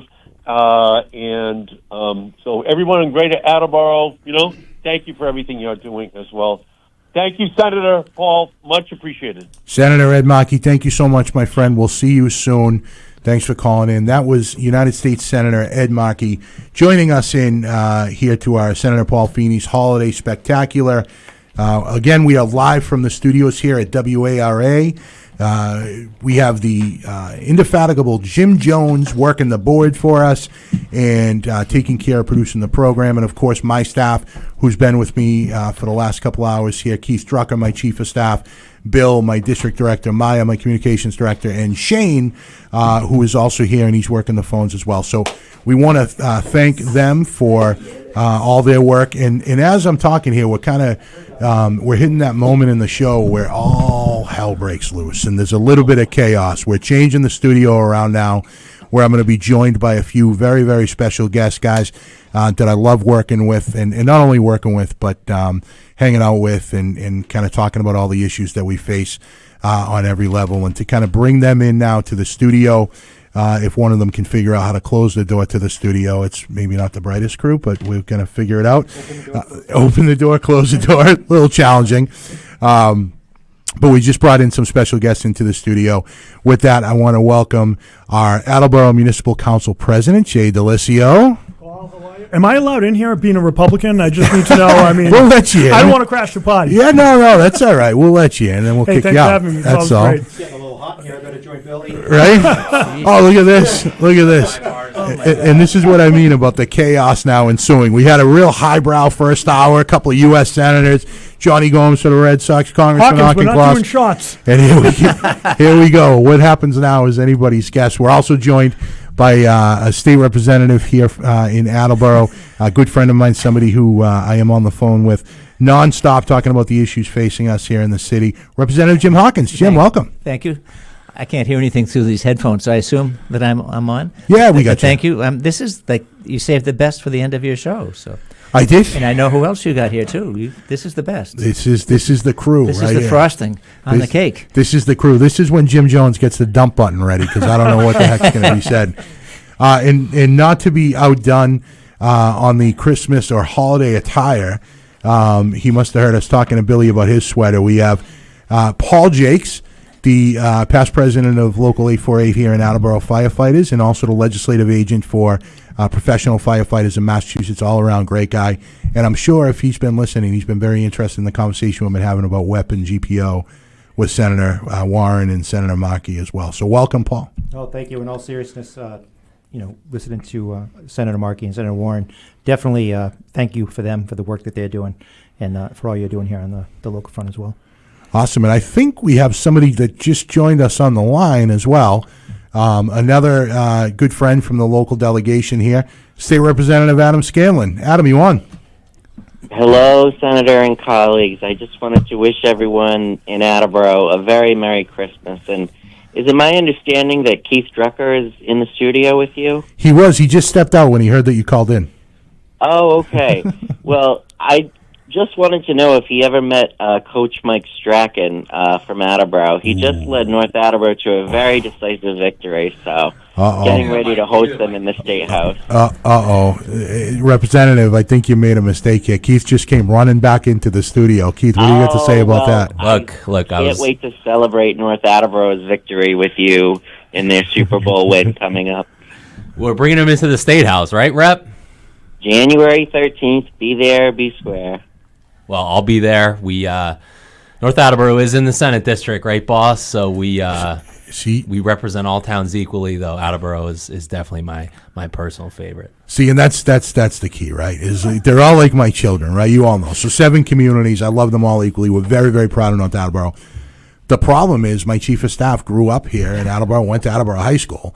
So I think when we bring in North Attleboro into the State House to celebrate their incredible accomplishment, Keith may be wearing some blue while we're up at the State House. He will be. Yeah. Yes. Well, Representative Scanlon, I appreciate you calling in and saying hello, and hopefully you get some time in the next week to enjoy the holidays. Are you hanging out close to home? You traveling anywhere? What's your plan? Yeah, of course. Just hanging out locally in our area. What do you want for Christmas, Paul? Have you thought about that? Adam, your friendship is enough, my friend. What do you get the guy that has everything? I am blessed, right? Thank you. Listen, here's what I want. I don't know if Laura's listening. St. Laura, my wife, who you all know, a few years back, actually during the pandemic, we were working, as you all know, here, whether in the local level, of course, firefighters, state reps, myself, we were working, 18, 20 hours a day trying to figure out at the beginning of this pandemic what we're going to do. She got so sick of me in my bad mood, she went out and she bought me a PlayStation 4 and came home and said, look, I don't know what it's going to take if you need to sit home and play some video games or something, but, you're driving me nuts. So I've been trying to kind of amp up the aggravation a little bit, so she'll come home with a PS5 maybe for this year, right? Yeah, well planned. Well planned. Behind. Pro, right? It's the right move. Yeah, I'm a pro. But no, Representative, I am, like I said, I am blessed and to be able to serve, and I know we all feel the same way about the districts that we serve. It really is. It's the best job that we can have, and to be able to change the face of things. Be able to change the face of things for people in our district, I know is important to you, and it's important to me as well. Yes, and so much. So hopefully we'll end this year with a good end of session on New Year's Eve. I'm sure I'll see you there. We'll be there late night, and then we'll see you back on New Year's Day for us swearing in, and we'll hit the ground running, my friend. Yes, just like the Bulls. Just like the Bulls. That's, again, another North Attleboro joke. The running of the Bulls down in Route 1. Yes, top story today in the Sun Chronicle. Wow. Year in review. Wow. Well, it was certainly different to see Bulls running down Route 1. But, all right, my friend, Rep. Scanlon, thank you so much for calling in, and we'll catch up soon. Merry Christmas. Take care. See you, brother. Bye-bye. All right. All right, that was State Representative Adam Scanlon joining us. We're here again in the studio of WARA with quite a crew. Council President Jay Delisio. What's going on? Listen, man, are we getting ready for the holidays? Now, you do the big Italian feast thing we talked about last year, right? Yeah, so this year we're doing a little different. We're going back to Stoneham, where I grew up. My brother's still there. So Stoneham, what's that, New Hampshire? Oh, come on, man. Not a little North Shore action, North Shore. Couple, 2-3 towns north. What Yeah, are we doing here? 2-3, yeah. No, it's going to be great. We're going to do the Italian. We don't do the 7 fishes because my wife doesn't like seafood. Okay, yeah. We finally found Amy's flaw, so it's good. No, it's going to be good. Looking forward to it, and then we'll do Christmas Day back in Attleboro. Awesome. Yeah. Now, you got I'm always amazed because I live vicariously through you, as you know, on so many issues. You got the smoker still? Are you doing smoking in the middle of the winter like this? Yeah, actually, I was just saying to Paul, when I leave here, I'm going to Market Basket, grabbing a Boston Butt. I'm smoking it tomorrow on the Master Built, low and slow for about 8.5 hours, doing some pulled pork. Amy's making the baked beans tonight. We'll have the mashed potatoes. We're going to have it all. It's going to be fantastic. The mashed potatoes. You want me to pick you up, Paul? We'll head over there. Yeah, let's do it. Let's do it. What time can we come over? Can't hear you. All of a sudden, I think there's a connection issue here. Jim, is everything all right? Bad signal. And Rep. Hawkins, what is the story with you? I know you've been busy. You had an incredible year fighting for the South Attleboro train station. Of course, we cut the ribbon on the shelter and the permanent support housing downtown here. What are you up to? Well, This opening the train station started a lot of other things, like the traffic coming on, exiting and entering Newport Avenue. Gatra and Ripton now go in there, so that's changed a few things. A lot of people involved. That started a lot of other improvements, and I'm kind of happy that I got everybody together, because it's an unusual project. It isn't just MassDOT doing it, but they've got to work together with MBTA, Gatra, RIPTA, the plaza owners, and everybody's come together, and everybody's part of making this making South Attleboro come to life. So I'm having fun with that. No, well, you've been leading on it. I mean, and I always say too, part of our job, and you all know this, part of our job is to just be professional agitators. If you don't get the answer that you need for the people that you're serving, then go to somebody else and shake the trees until you do, right? So the legislative person from MassDOT said, "I suppose we're going to hear again from you." And I said, "Yeah, I think you're going to know the sound of my voice." So, Right. But you know what, though, Senator? That's why this works, right? There's been so many times that, my role in the council, I hit a roadblock. I'll call you or I'll call Rep. Hawkins, and we're able to get something done. And one of the things I'm proudest of is that relationship, because of the differences in party affiliation, but that doesn't matter because it's Attleboro. Like when you and I worked together on getting the money for the senior center study, or the gear extractor for the fire department. Like that's because we weren't getting the answers we wanted, and we just asked for advice, and you said, let me try this, or let me look here. And Jim and I meet for coffee almost every once a month on a Sunday, and we're trying to solve the world's problems. Yeah, and Jay, you got it right. You hit it right on the head. And I think we talked about this last year too, but it's this important. We just heard from Senator Markey, from Senator Warren, from Congressman Auchincloss, obviously in a different situation down in D.C., where it's turned into a sporting match, right? Yep. I have my jersey, you have your jersey, and the folks that are representing us that we talked to tonight, they really believe in coming together and bipartisanship to try and get things done.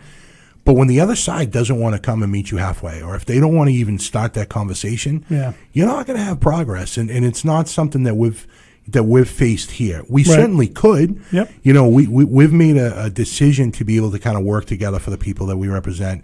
Even if we don't get the whole loaf, we can negotiate to what we need. But I think that's really a hallmark of this delegation, and I appreciate your approach and the way that you've been able to work so closely with us over the years. Well, it's about Attleboro and what we talk about. And, we look at things as residents, not voters, and I think that's the difference. And the work Jim has done been honored to work with you on a couple of those projects, especially the South Attleboro train station. Just amazing. And Paul, you and I have worked together for years. My role as a professional agitator has been paid off really well, thanks to you guys. And legendary agitator.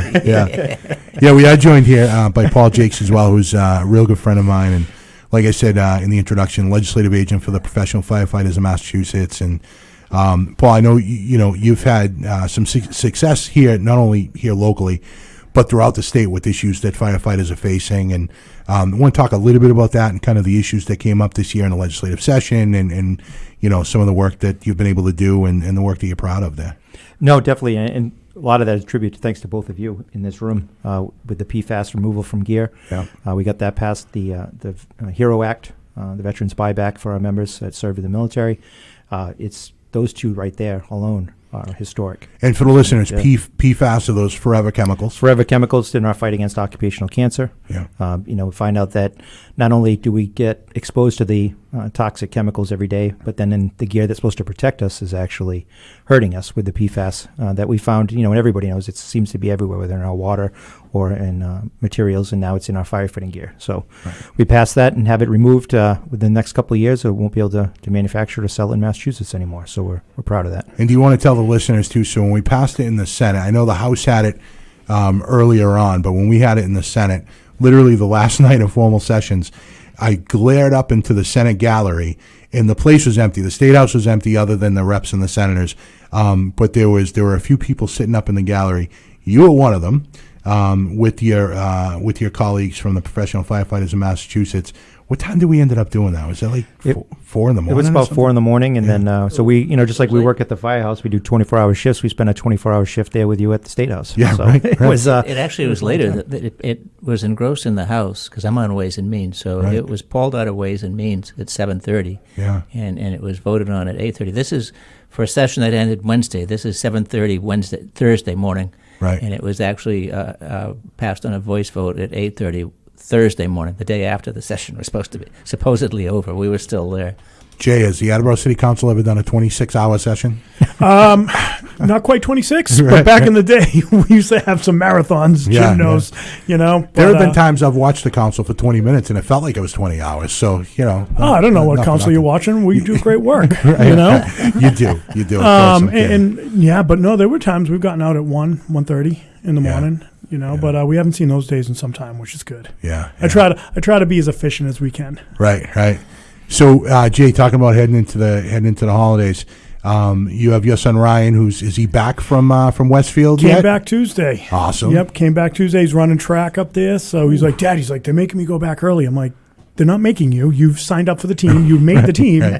You know, but I know he's loving it. He's really he's found himself, and really proud of him. A couple times I've called him on like a Friday night. I'm like, hey, be careful tonight. You know, he's like, Dad, I don't need to be careful. I'm like, don't get cocky. He's like, Dad, I'm in the library studying. I'm like, wow. Whoa, who are you? Wow. So, yeah, really proud of the kids. And he's your son, are you sure? Well, the DNA tests come back next week, so, you know. Right. And not only that, it's Amy's kid for sure. Yeah, absolutely. The credit goes to Amy. But Ryan's such a great young man. I've known him for a lot of years now, and but that doesn't just happen by accident, Jay. You know that. You and Amy have really raised him right, and you know, anytime I'm out and about or at a charitable event or something, there's Ryan stepping up. And for somebody his age, that's not always the case. But he's also not only a great athlete, but now he's studying. He's in the library. He's going to your alma mater. He's going to Westfield State, where you went, right? Wow. Yeah. Wow. So it's really cool, and we didn't force it on him, but it worked out for him. The condensed campus, it just for his needs, it just worked out for him, and he's in marketing and everything else. And it's funny, you talk about him going to the events. He drove home from Westfield to be at the river cleanup in October. Wow. He's like, I haven't missed one of these since I was 7. I'm like, wow. And then we had an event on the other side. Yeah. He's like, Dad, can I come? I'm like, yeah. It's like, I'm never going to say no. Yeah. He'll never miss the Memorial Day events. You know, like it's in his DNA now. And, you know, he's often referred to how he looks up to you and to Jim Hawkins. And, you know, it's something that it means a lot to me to be able to introduce him to this by just surrounding myself with such great leaders and people as you both. This stuff's contagious. I don't know if you heard earlier, I was talking to Johnny Gomes from the Red Sox. I'm going to say that for the rest of my life. You have to. By the way, I talked to Johnny Gomes from the Red Sox, absolute legend. But you know, and I said to him, because he does so much charitable work, and now his kids are starting to see that, and I said, this really is more often caught than taught, right? Yeah. That, you know, you can tell them, and of course, you know, with both myself and Representative Hawkins have been talking about civics and school and curriculum and education, but really to see it. Yeah. To see the work that you do, the rep does, that Paul does, that is when you start to see young people saying, "Well, maybe I can make a difference and get involved." And speaking of that, Paul, your son Brody is no slouch of an athlete himself. Is he back from school right now? Or? He's back for the holidays, going to back from college. Yeah, so he's doing good things. He's doing track, doing football, and he's kicking butt in school itself. That's awesome. Graduates in May. So. Another great guy. You've done amazing work with Brody. I mean, I've known him for many years, and to see the success he's having now every week, I look forward to your highlight film from Brody and catching touchdown passes and just crushing it out at Worcester. So just like you said, you know, it's just great. You're proud to be proud of your son, and it's awesome. It's awesome stuff. Yeah. So Rep Hawkins, we talked about some of the local work that you've been able to accomplish this year with the train station and, of course, with the shelter. I was very proud, by the way. I sat on a panel just a couple weeks ago about permanent supportive housing with United Way. They were they were screening a film, a great documentary called Beyond the Bridge, which I would encourage people to check out. It's a solution to homelessness. And I was able to kind of talk on stage not only about the work that we're doing with permanent supportive housing across Massachusetts, but to talk about, you know, what we accomplished here in Attleboro with your leadership to be able to get this done. I can't believe we didn't even have a checking account. Right. People just came believed from us. nothing. People just believed us. So. Yeah. And now look, now it's we're almost going to occupy it, right? Yeah, I mean, a couple weeks, yeah. Yeah, and I know it's through, you know, partnership and collaboration, but beyond the things that you're working on locally, I know you've been active in drafting legislation for the new session. You want to talk about a priority you may have heading into the new session in the House? Well, there's two new priorities. One is we've been very active about the second generation anticoagulant rodenticides. Yes. That's killing all the predators and family pets and miscellaneous wildlife that's not intended to kill. We're working on a new bill that's much stronger to restrict the use of that. We've got like 100 organizations supporting us already, and we haven't even written the bill yet. So this is going to be very big thing for the state. We need to do that. The local wildlife rehabs are every day. They bring in new animals that are just bleeding to death because mostly owls, they're a rat's natural predator. They eat rats, and they eat these rats that have the poison, and they die. They would have killed 1,000 rats if they still lived. So we're working on that, and I'm also working on a bill that would limit institutional buyers of single-family homes. Yes. It's in low-income districts particularly. They buy these houses sight unseen and take them off the market, raise the prices. So this will be only for large buyers, so will help small people, mom-and-pop shop people, individual investors who want to buy houses and flip them and actually make them available for the market, right? Because the institutional buyers won't be able to gobble them all up and hoard them. Huge need. It's a crazy complicated bill. It started with a bill that Senator Merkley filed in Oregon. We had to work hard. Tara worked hard with House Counsel to make it fit for Massachusetts. Tara Major, of course, your Director of Legislation in your She does office. all the work on both of those bills. So we are blessed with good staff, thank God. So we only get about a minute left. But I want to recognize, obviously, this is, we're focusing on the holidays here heading into the weekend. Paul, Attleboro firefighters do, incredible work here in the city, and not only in the firehouse, but the way they step up in the community. So many times I see them out there. What does the firehouse look like on Christmas next week? Is that? Oh, it's full of joy, happiness, food, and lights. And everybody joking, and is there like one particular cook that does all the cooking in the firehouse? Yeah, there is. It depends on who's working that day, but we make sure. And the community's been, is on holidays, brings in so much food to us. Has just been generous. Yeah, we have a great group of firefighters, as you know. Well, please send our best wishes to the firefighters that are working next week over the holidays, and really appreciate the work that they do and the work that you do, and the professional firefighters of Massachusetts, and keep it up. I know we're going to have a good year ahead, so be safe out there. Thank you. All right, and to Jay Delisio as council president, my man, you got a lot ahead of you over the next year, and I know you're up for it. Let's bring it. I'm looking forward to addressing it. But, Paul, we're going to have to meet up next week because I have a check for you for $100 for Christmases for Kids. Awesome. So awesome. Want to make sure that we get that to you. And thank you to all the first responders and the plow drivers and DPW. Yeah, those bells, Delisio. Yeah, buddy. That means the donation came in. That's it. And I appreciate you and all that you do. And look, this has been a blast. We're at the end of our time here together. Once again, I want to thank everybody for joining us on this little experiment we call the Senator Paul Feeney Holiday Spectacular. Want to thank everybody for tuning in.